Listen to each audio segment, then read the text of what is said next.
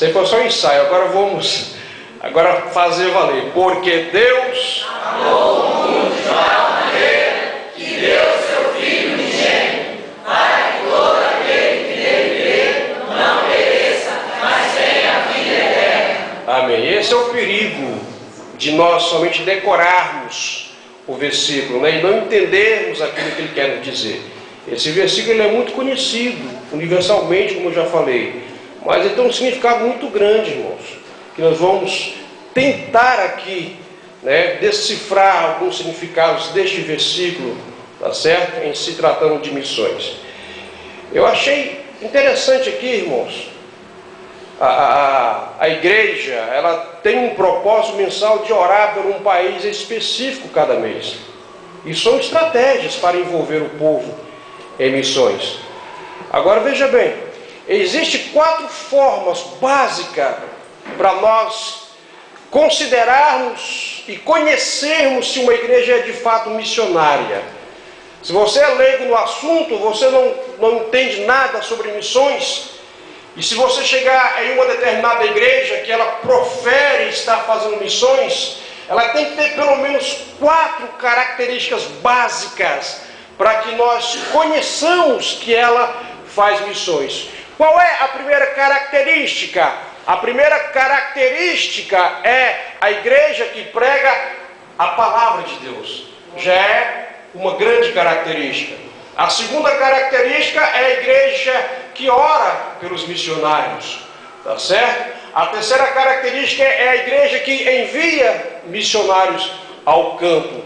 E a quarta e última característica é a igreja que sustenta esses missionários no campo.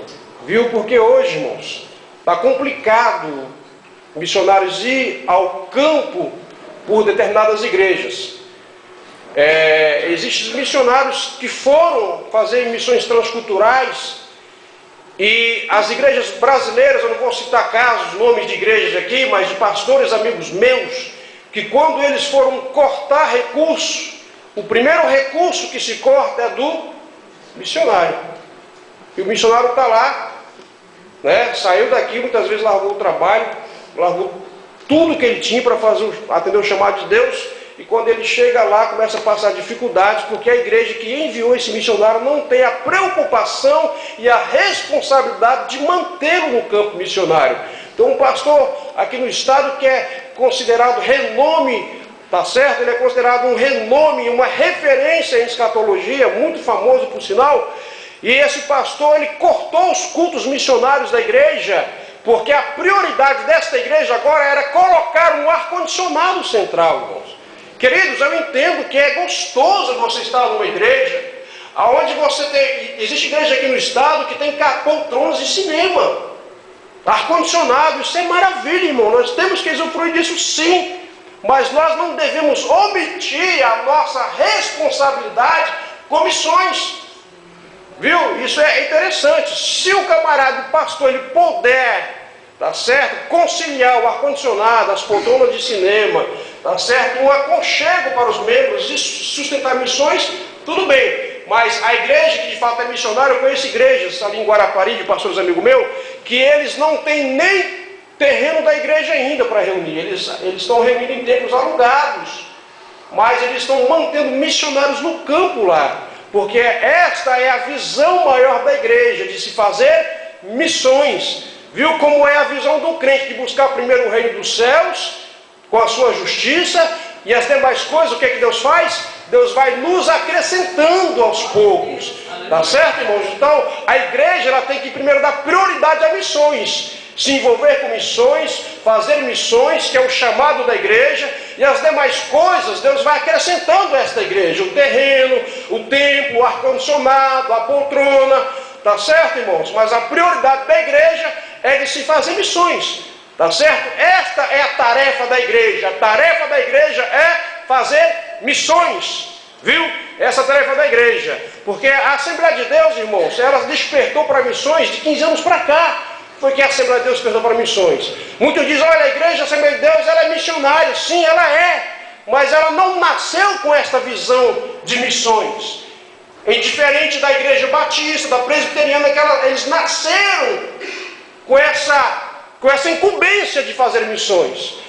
Quem plantou a Assembleia de Deus no Brasil foram os missionários Daniel Berg da 20, sim, mas eles foram lá para os Estados Unidos, tá certo? Presenciaram um avivamento, um Pentecostes, e foram orientados por Deus a vir ao Brasil. Chegando aqui, eles plantaram a Igreja Assembleia de Deus, mas com a intenção de proliferar o Pentecostes, o avivamento.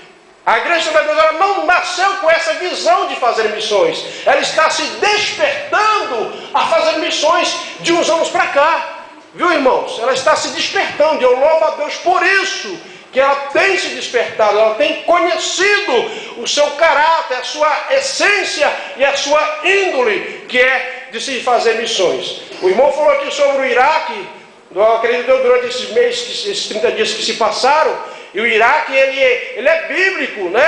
Para quem não sabe, provavelmente ali foi onde se deu o Jardim do Éden, né? Foi de lá que Deus chama Abraão, da Mesopotâmia, que é situado hoje no Iraque, tá certo?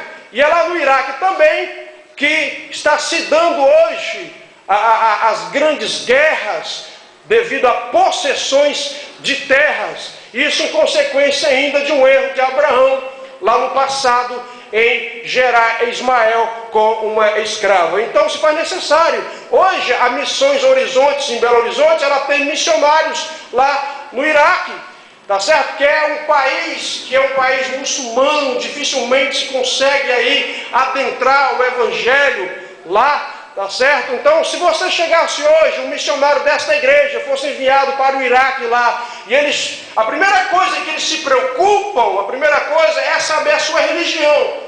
Aqui no Brasil, quando você conhece alguém, a primeira coisa que você quer saber é o nome, e depois você quer saber o que você faz da vida, né?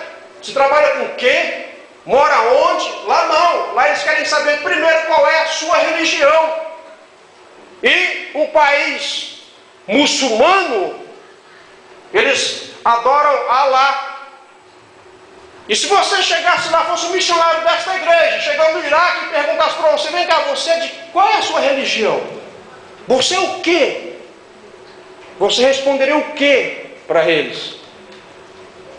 Aí, fiz essa pergunta para vários amigos meus, e eles disseram, olha, eu responderia que eu sou cristão.